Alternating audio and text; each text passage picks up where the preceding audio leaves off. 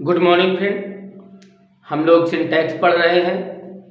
पिछले वीडियो में हमने नाउन का यूसेज पढ़ा, उसकी एक्सरसाइज की।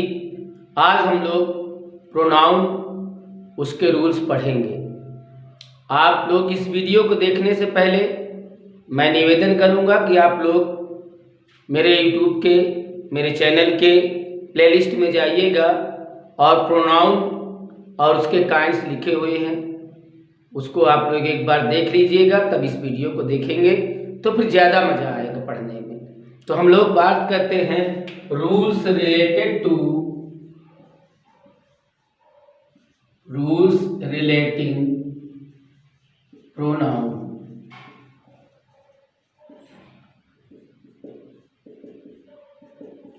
रूल्स रिलेटिंग प्रोनाउन, प्रोनाउन से संबंधित रूल्स की हम लोग बात करेंगे। पहला रूल हम देखते हैं कि किसी भी प्रोनाउन का नंबर और पर्सन उसके पूर्ववर्ती आए हुए नाउन के अनुसार होता है। मैं कुछ कंटेंट नहीं लिखूंगा, तो आप लोग जो मैं बोल रहा हूं उसी से नोट करते चलिएगा कि जो प्रोनाउन होता है इसका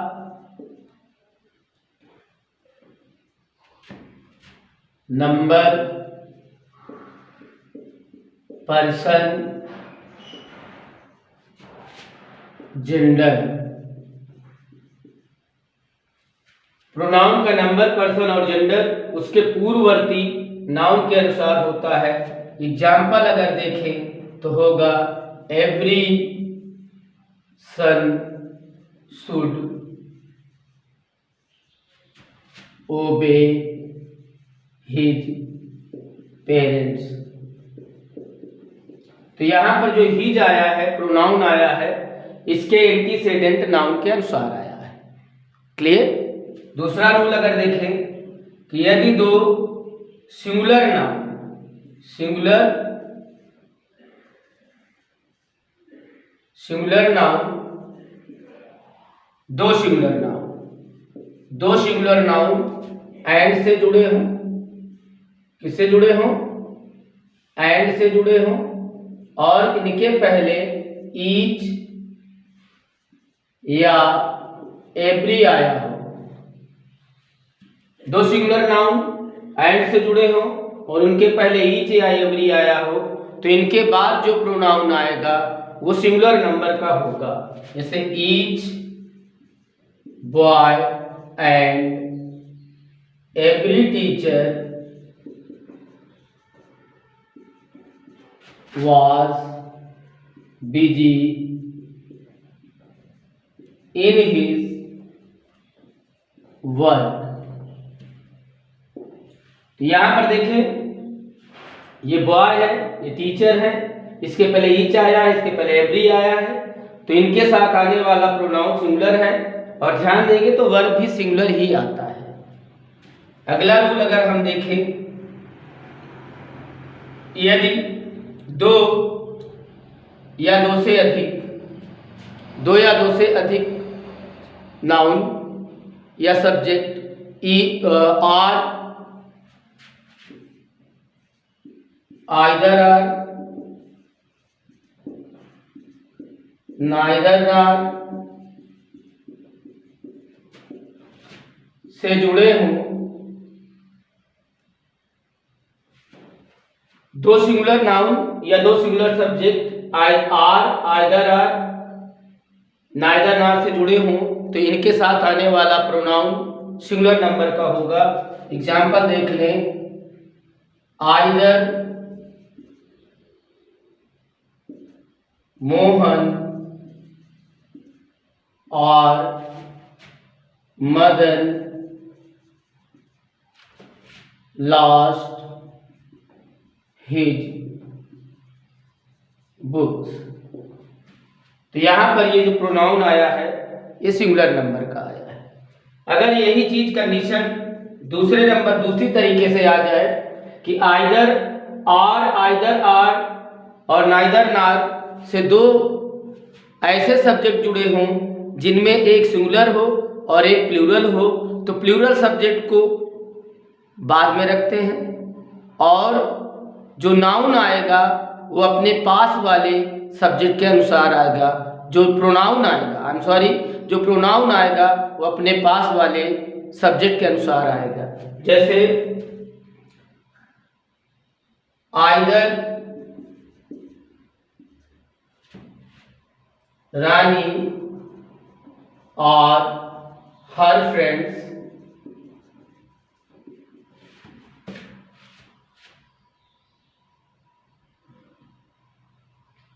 were doing their work। तो यहां पर देखेंगे कि ये बाद वाला प्रोनाउन, बाद वाला सब्जेक्ट जो है वो प्लूरल है, इसीलिए इसके अनुसार आने वाला प्रोनाउन प्लूरल नंबर का हुआ है। नोट कर ले, फिर अगले स्लाइड में देखते हैं। दो या तीनों पर्सन्स के प्रोनाउन, यदि दो या तीनों पर्सन्स के प्रोनाउन किसी वाक्य में एक साथ आते हैं तो उनका क्रम दो प्रकार से रखा जाता है। यदि सेंटेंस से बैड क्वालिटी का बोध हो, या कोई अपनी गिल्टी को एक्सेप्ट कर रहा हो, तो उसके साथ जो इनका क्रम होता है वो 123 का होता है। 123 का क्रम का मतलब है पहले फर्स्ट पर्सन, फिर सेकेंड पर्सन, उसके बाद थर्ड पर्सन। और अगर इनसे गुड क्वालिटी का बोध होता है तो इनका क्रम 231 का होता है। ध्यान दीजिएगा, इस पे कुछ विवाद भी है, कुछ किताबें इसको 132 के क्रम में भी कहती हैं। एग्जाम्पल देख ले तो बातें क्लियर हो जाएगी। जैसे you, he and I respect our elders. Good quality का बोध होता है, इसलिए इसका सेकेंड पर्सन, थर्ड पर्सन और फर्स्ट पर्सन आया है। अगर एग्जाम्पल देख ले, बैड क्वालिटी का बोध होगा तो आई, you and he insult the poor। ये सेंटेंस हो जाए, इसका ये क्रम हो जाएगा।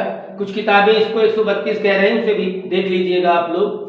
फिर ध्यान दें, अगर किसी नाउन या प्रोनाउन के साथ आई आता है तो इनके बाद जो प्रोनाउन आएगा वो फर्स्ट पर्सन प्लूरल नंबर का होगा।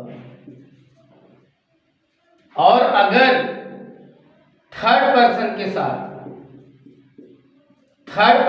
साथ यू आता है तो उसके साथ सेकेंड पर्सन का प्रोनाउन होगा।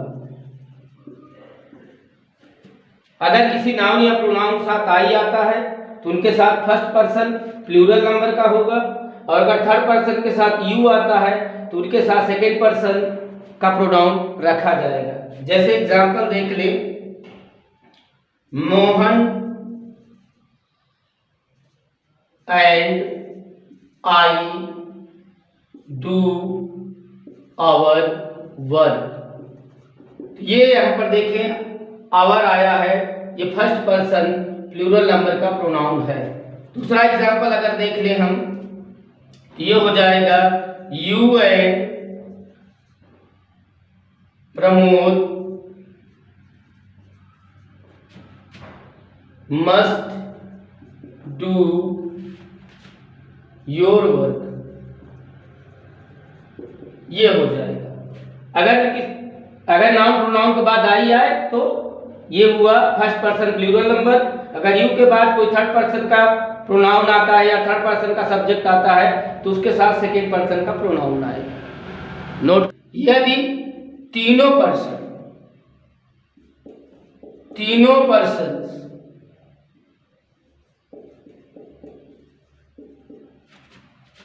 मतलब फर्स्ट, सेकेंड और थर्ड, ये तीनों पर्सन के प्रोनाउन एक साथ एक ही वाक्य में आए हों तो इनके साथ जो प्रोनाउन आएगा वो फर्स्ट पर्सन प्लूरल नंबर का होगा। फर्स्ट पर्सन प्लूरल नंबर का होगा। एग्जाम्पल देख लें, you, he and I do our work. तो ये तीनों पर्सन के प्रोनाउन एक साथ आ गए हैं, तो इनके साथ जो ये प्रोनाउन आया है ये फर्स्ट पर्सन प्लूरल नंबर का आया है। दूसरी बात, अगर एक नेक्स्ट रूल देख लें, यदि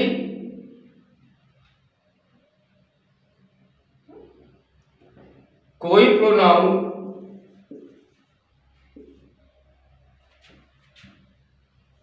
वर्ब टू बी होता है, इज, एम, आर, वॉज, वर, इसका अगर कोई प्रोनाउन यदि वर्ब टू बी का कॉम्प्लीमेंट होता है तो वह नॉमिनेटिव केस का होता है।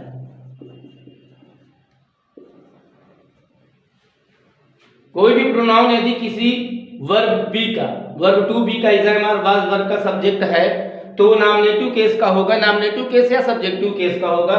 It is me who can help you, ये सेंटेंस गलत है, इसका हो जाएगा इट इज आई हो जाएगा हु कैन हेल्प यू, ये सेंटेंस सही हो जाता है। यहां पर इस वर्ब बी का कॉम्प्लीमेंट प्रोनाउन आई है तो ये हमेशा नॉमिनेटिव या सब्जेक्टिव केस में होगा। अगला रूल देखें, ईच अदर टू के लिए होता है, दो लोगों के लिए होता है, और one another more than two होता है। ईच का प्रयोग दो लोगों के लिए होता है और वन अनदर का प्रयोग दो से अधिक लोगों के लिए होता है। एग्जाम्पल अगर देख लें तो एग्जाम्पल हो जाएगा Hari and I love each other. फिर दूसरा देख लें, all students help one another. यहां पर दो से अधिक हैं इसलिए वन अनदर का प्रयोग हुआ है। वहां पर ऊपर वाले सेंटेंस में दो लोग हैं इसलिए किसका प्रयोग हुआ है, ईच अदर का प्रयोग हुआ है। नोट कर लें, यदि relative pronoun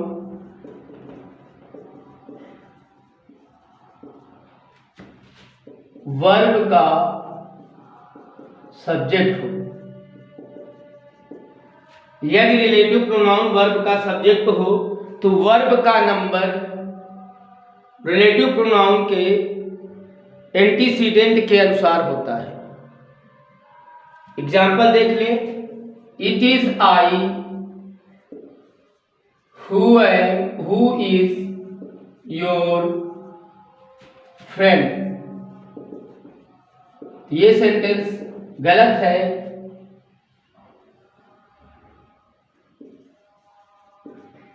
it is I who is your friend, ये सेंटेंस क्यों गलत है, क्योंकि रिलेटिव प्रोनाउन इस वर्ब का सब्जेक्ट है तो इस वर्ब का नंबर इसके एंटीसीडेंट के अनुसार होगा और इसके एंटीसीडेंट आई है तो इसके साथ एम का प्रयोग होगा। तो it is I who am your friend, ये सेंटेंस सही होगा। दूसरी बात देख लीजिएगा, रिलेटिव प्रोनाउन हु